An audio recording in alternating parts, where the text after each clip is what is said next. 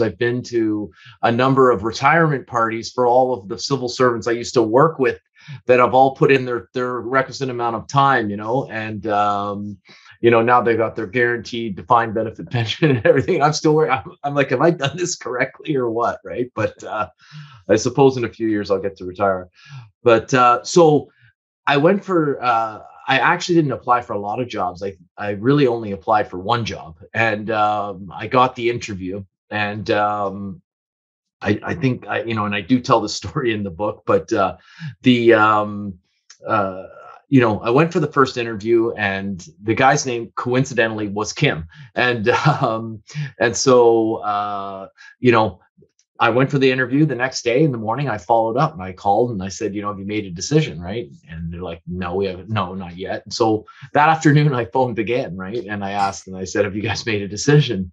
And they said, no. And then the next day I phoned and they started screening me at that point. Right. And the lady's like, I'm like, well, is Kim there? And no, Kim's busy. He's tied up. And I'm like, oh, has he made a decision on that sales job yet?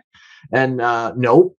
And so, a week or 10 days later, Kim calls me and he says, Glenn, you're going to Montreal. And I'm like, okay, sounds great. So now remember, I work for the government and I was driving around Ontario, Canada, near Toronto and stuff. And I was fixing all this electronics. And the car that they gave me at the government was I think it was like a Chevy Chevette. It was think of, in the 1985, the cheapest possible car that you could ever sit in with crank windows, no radio, no air conditioning, nothing like that at all.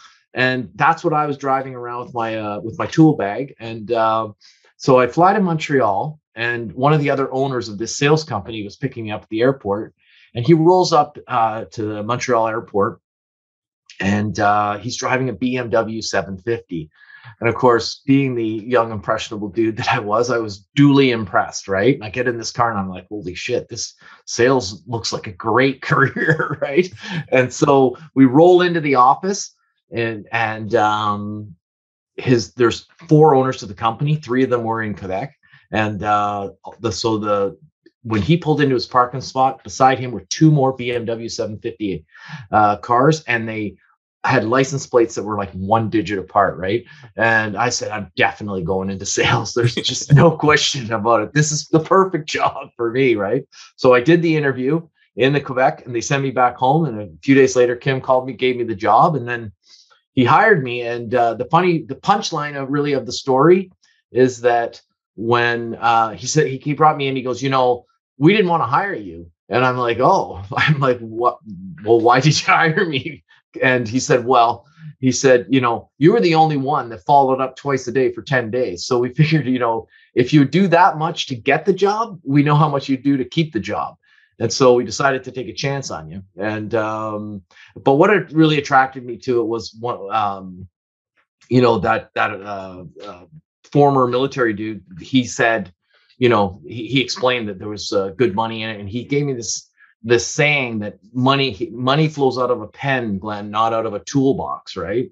And so I guess making more money, you'll make more money, writing out contracts than you will fixing, weather stations and things like that. So I was,